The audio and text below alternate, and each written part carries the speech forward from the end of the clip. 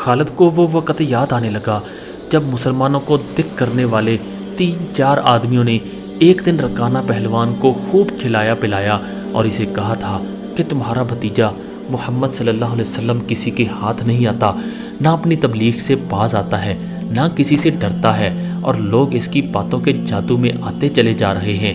کیا تم اسے سیدھا نہیں کر سکتے؟ کیا تم میرے ہاتھوں اس کی ہڈیاں توڑوانا چاہتے ہو؟ رکانہ نے اپنے چہرے پر مست بھینسے کا تاثر پیدا کر کے تکبر کے لہجے میں کہا، لاؤ اسے میرے مقابلے پہ، لیکن وہ میرا نام سن کر مکہ سے بھاگ جائے گا۔ نہیں نہیں، میں اس کے ساتھ لڑنا اپنی توہین سمجھتا ہوں۔ اس نے اکسانے والے آدمیوں کی بات نہ مانی، وہ کسی پہلوان کو اپنے برابر سمجھتا ہی نہیں تھا۔ مسلمانوں کے دشمن خاموش ہو گئے، لیکن سوچتے رہے کہ رسول خدا صلی اللہ علیہ وسلم کو رکانہ کے ہاتھوں گرا کر آپ صلی اللہ علیہ وسلم کا تماشا بنایا جائے۔ مکہ کے یہودی خاص طور پر رسول اکرم صلی اللہ علیہ وسلم کے دشمن تھے، لیکن وہ کھل کر میدان میں نہیں آتے تھے۔ وہ خوش تھے کہ اہل قریش آپس میں بٹ کر ایک دوسرے کے دشمن ہو گئے ہیں۔ انہیں پتہ چل گیا کہ قریش کے کچھ آدمیوں نے رکانہ پہلوان کو اکسایا ہے کہ رسول خدا صلی اللہ علیہ وسلم کو کشتی کے لیے للکارے، لیکن وہ نہیں مان رہا تھا۔ ایک روز رکانہ رات کے وقت ایک گلی سے گزر رہا تھا کہ اس کے قریب سے ایک بڑی حسین اور جوان لڑکی گزری۔ چاندنی رات میں لڑکی نے رکانہ کو پہچان لیا اور مسکرائی۔ رکانہ وحشی تھا اور رک گیا اور لڑکی کا راستہ روک لیا۔ کیا تم جانتی ہو کہ عورت مرد کی طرف دیکھ کر مسکراتی ہے تو اس کا مطلب کیا ہوتا ہے؟ اس کا مطلب یہ ہوتا ہے کہ عورت اس مرد کو چاہتی ہے۔ اس جوان لڑکی نے جواب دیا، میں سبت بنت ارمن ہوں۔ اوہ، ارمن یہودی کی بیٹی، رکانہ نے کہا اور لڑکی کے کندھوں پر ہاتھ رکھ کر اسے اپنے قریب کر کے بولا، کیا میرا جسم تجھے اتنا اچھا لگتا ہے؟ اور کیا میری طاقت تمہاری طاقت نے مجھے مایوس کر دیا ہے۔ سبت نے پیچھے ہٹتے ہوئے کہا، تم اپنے بھتیجے محمد سے ڈرتے ہو؟ کون کہتا ہے؟ رکانہ نے گرج کر پوچھا۔ سب کہتے ہیں، سبت نے کہا، پہلے محمد کو گراؤ، میں اپنا جسم تمہیں انعام میں دوں گی۔ اللہ کے بیٹوں اور بیٹیوں کی قسم، تیری بات پوری کر کے تیرے سامنے آؤں گا۔ رکانہ نے کہا، لیکن تو نے غلط سنا ہے کہ میں محمد سے ڈرتا ہوں۔ بات یہ ہے کہ میں اپنے سے کمزور کے ساتھ لڑنا اپنی توہین سمجھتا ہوں، لیکن تیری بات پوری کروں گا۔ اور اس نے کہا تھا، میرے بھائی کے بیٹے، تم بڑے دل اور بڑی جرت والے آدمی ہو۔ میں یہ بھی جانتا ہوں کہ تم جھوٹ بولنے سے نفرت کرتے ہو، لیکن مرد کی جرت اور صداقت کا پتہ اکھاڑے میں چلتا ہے۔ آؤ میرے مقابلے میں اکھاڑے میں اترو۔ اگر مجھے گرا لو تو میں تمہیں اللہ کا بھیجا ہوا نبی مان لوں گا۔ اللہ کی قسم، تمہارا مذہب قبول کر لوں گا، لیکن یہ ایک بھتیجے اور چچا کی کشتی نہیں ہوگی۔ رسول خدا صلی اللہ علیہ وسلم نے رکانہ کی للکار کے جواب میں کہا، ایک بت پرست اور سچے دین کے ایک پیغمبر کی لڑائی ہوگی۔ تو ہار گیا تو اپنا وعدہ نہ بھول جانا۔ مکہ میں یہ خبر صحرا کی آندھی کی طرح پھیل گئی کہ رکانہ پہلوان اور محمد صلی اللہ علیہ وسلم کی کشتی ہوگی، اور جو ہار جائے گا وہ جیتنے والے کا مذہب قبول کر لے گا۔ قریش کا بچہ بچہ، مرد و زن اور یہودی ہجوم کر کے آ گئے۔ مسلمانوں کی تعداد بہت تھوڑی تھی اور تلواروں اور برچھیوں سے مسلح ہو کر آئے، کیونکہ انہیں خطرہ محسوس ہو رہا تھا کہ قریش کشتی کو بہانہ بنا کر رسول خدا صلی اللہ علیہ وسلم کو قتل کر دیں گے۔ عرب کا سب سے طاقتور اور وحشی پہلوان رکانہ بن عبد یزید رسول کریم صلی اللہ علیہ وسلم کے مقابلے پہ اترا۔ اس نے رسول خدا صلی اللہ علیہ وسلم پر تنزیہ نظر ڈالی اور آپ صلی اللہ علیہ وسلم پر پھپتی کسی۔ آپ صلی اللہ علیہ وسلم مکمل خاموشی اور اطمینان سے رکانہ کی آنکھوں میں آنکھیں ڈال کر دیکھتے رہے کہ وہ بے خبری میں کوئی داؤ نہ کھیل جائے۔ رکانہ آپ صلی اللہ علیہ وسلم کے ارد گرد یوں گھوما جیسے شیر اپنے شکار کے لیے ارد گرد گھوم گیا ہو اور اب اسے کھا جائے گا۔ ہجوم رسول اکرم صلی اللہ علیہ وسلم کا مذاق اڑا رہا تھا۔ مسلمان خاموش تھے اور دل ہی دل میں اللہ کو یاد کر رہے تھے۔ انہوں نے اپنی تلواروں کے دستوں پر ہاتھ رکھے ہوئے تھے۔ پھر نہ جانے کیا ہوا، رسول اکرم صلی اللہ علیہ وسلم نے کیا داؤ کھیلا کہ آپ صلی اللہ علیہ وسلم نے رکانہ کو اٹھا کر زمین پر پٹخ دیا۔ رکانہ زخمی شیر کی طرح اٹھا اور گھرا کر آپ صلی اللہ علیہ وسلم پر حملہ آور ہوا۔ آپ صلی اللہ علیہ وسلم نے پھر وہی داؤ کھیلا اور اسے پٹخ دیا۔ وہ اٹھا تو آپ صلی اللہ علیہ وسلم نے اسے تیسری بار پٹخا۔ بھاری بھرکم جسم 3 بار پٹخا گیا تو کشتی جاری رکھنے کے قابل نہ رہا۔ رکانہ سر جھکا کر اکھاڑے سے نکل گیا۔ ہجوم پر سناٹا طاری ہو گیا اور مسلمان ننگی تلواریں اور برچھیاں ہوا میں لہرا لہرا اور اچھال اچھال کر نعرے لگا رہے تھے۔ چچا رکانہ، رسول اللہ صلی اللہ علیہ وسلم نے للکار کر کہا، اپنا وعدہ پورا کر اور یہی اعلان کر کہ آج سے تو مسلمان ہے۔ رکانہ نے قبول اسلام سے صاف انکار کر دیا۔ یہ طاقت جسمانی نہیں تھی۔ خالد نے نخلستان میں لیٹے لیٹے اپنے آپ سے کہا، رکانہ کو یوں 3 بار پٹخنا تو دور کی بات، اسے کوئی پچھاڑ بھی نہیں سکا تھا۔ رسول اکرم صلی اللہ علیہ وسلم کا تصور خالد کے ذہن میں نکھر آیا۔ وہ آپ صلی اللہ علیہ وسلم کو اچھی طرح سے جانتا تھا، لیکن اب وہ محسوس کر رہا تھا جیسے وہ محمد صلی اللہ علیہ وسلم کوئی اور تھے جنہیں وہ بچپن سے جانتا تھا۔ اس کے بعد آپ صلی اللہ علیہ وسلم نے جو رخ اختیار کیا تھا، اس میں خالد آپ کو نہیں پہچانتا تھا۔ نبوت کے دعوے کے بعد خالد کی آپ صلی اللہ علیہ وسلم کے ساتھ بول چال بند ہو گئی تھی اور آپ صلی اللہ علیہ وسلم کے ساتھ 2 ہاتھ کرنا چاہتا تھا، لیکن وہ رکانہ کی طرح پہلوان نہیں تھا۔ وہ میدان جنگ میں لڑنے والا اور لڑنے والوں کی قیادت کرنے والا جنگجو تھا، لیکن اس وقت مسلمان فوج کی صورت میں لڑنے کے قابل نہیں تھے۔ جب مسلمان فوج کی صورت میں لڑنے کے قابل ہوئے اور قریش کے ساتھ ان کا پہلا معرکہ ہوا، اس وقت خالد کے لیے ایسے حالات پیدا ہو گئے تھے کہ وہ اس معرکے میں شامل نہیں ہو سکا تھا۔ اس کا اسے بہت افسوس تھا۔ یہ معرکہ بدر کا تھا، جس میں 313 مجاہدین اسلام نے 1000 قریش کو شکست دی تھی۔ خالد دانت پیستا رہ گیا تھا، لیکن اس روز جب وہ اس نخلستان میں لیٹا ہوا تھا، اسے خیال آیا کہ 313 نے 1000 کو کس طرح شکست دے دی تھی۔ اس نے شکست کھا کے آنے والوں سے پوچھا تھا کہ مسلمانوں میں وہ کون سی خوبی تھی جس نے انہیں فتح یاب کیا تھا۔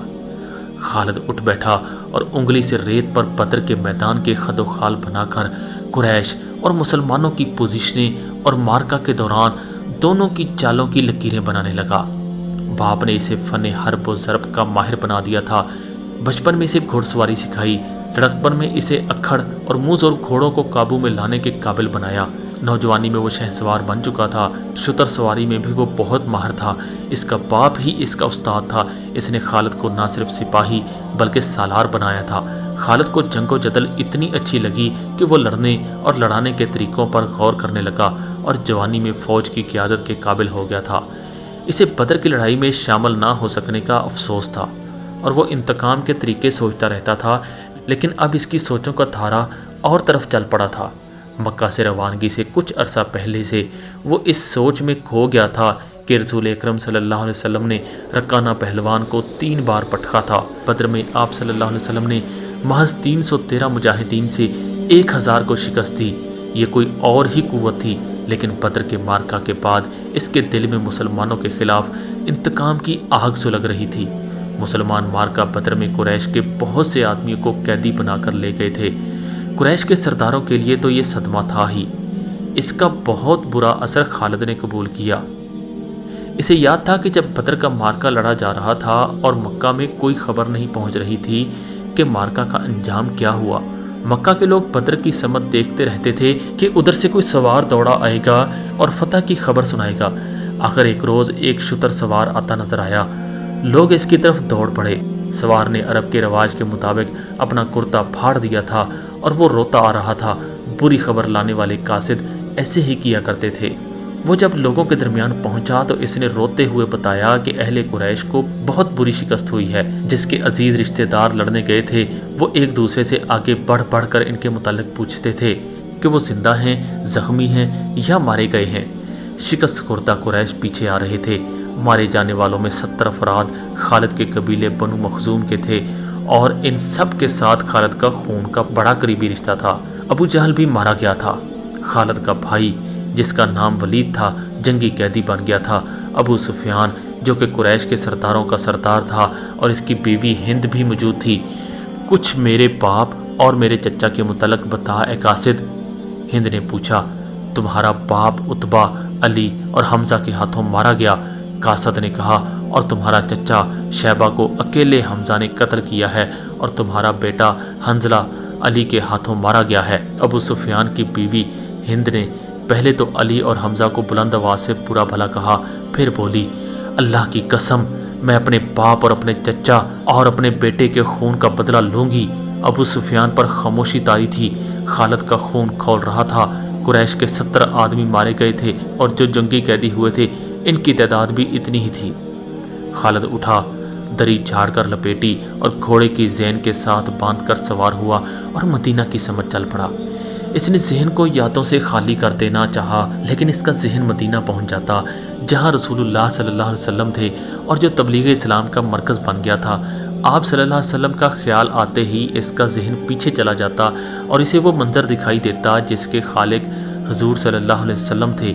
इसके जहन में हिंद के अल्फाज याद आए जो इसने अपने खामद अबू सुफियान से कहे थे, मैं अपने बाप और चचा को भूल सकती हूँ।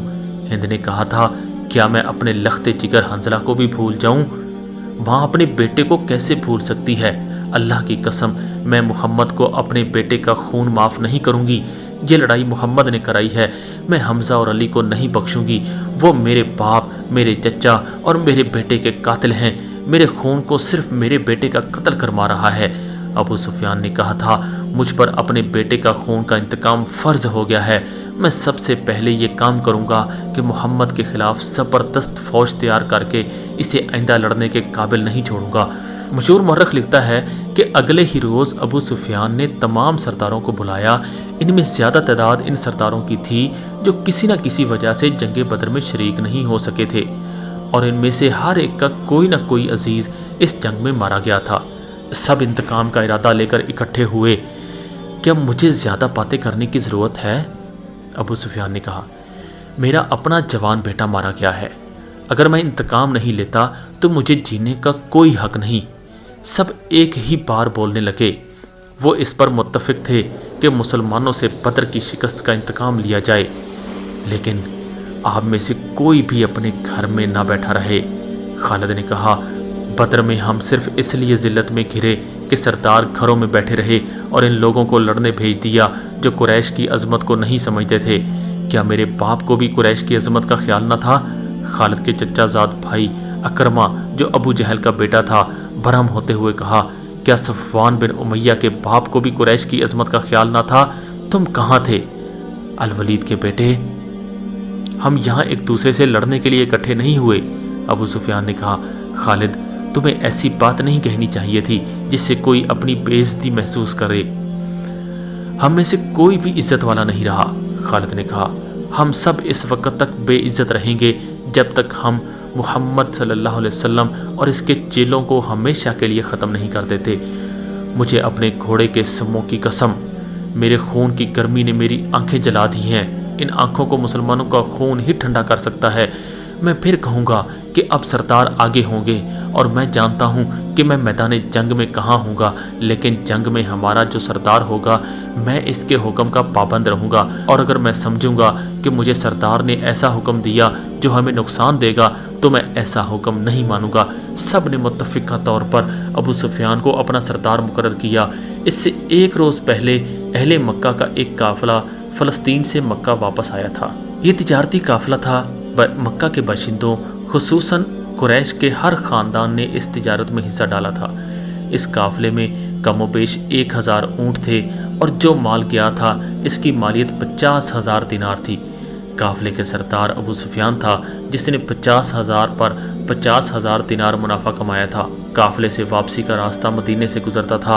मुसलमानों को पता चल गया। उन्होंने पूरे काफ़िले को गिरफ्तार करने का इरादा किया और एक मकाम पर काफ़िले को घेरे में ले लिया, लेकिन वो ज़मीन ऐसी थी कि अबू सुफियान ने एक एक आदमी और एक एक ऊँट ज़मीन के ऊंचे नीचे खदोखाल से फ़ायदा उठाते हुए घेरे से निकाल दिया था।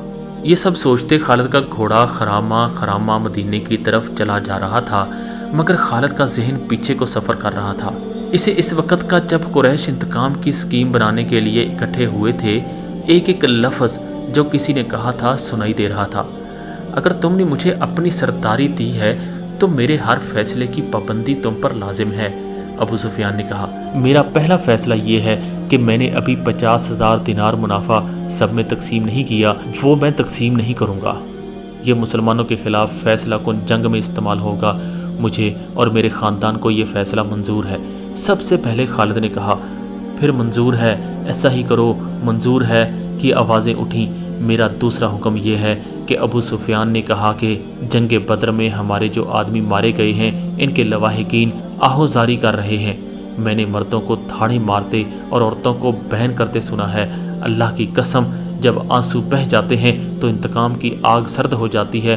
آج سے بدر کے مقتولین پر کوئی نہیں روئے گا، اور میرا تیسرا حکم یہ ہے کہ مسلمانوں نے بدر کی لڑائی میں ہمارے جن آدمیوں کو قید کیا ہے ان کی رہائی کے لیے کوئی کوشش نہیں کی جائے گی۔ تم جانتے ہو کہ مسلمانوں نے قیدیوں کی رہائی کے لیے ان کے درجے مقرر کر دیے ہیں اور ان کا فدیہ 1000 سے 40 درہم مقرر کیا ہے۔ ہم مسلمانوں کو 1 درہم بھی نہیں دیں گے اور یہ رقم ہمارے ہی خلاف استعمال ہوگی۔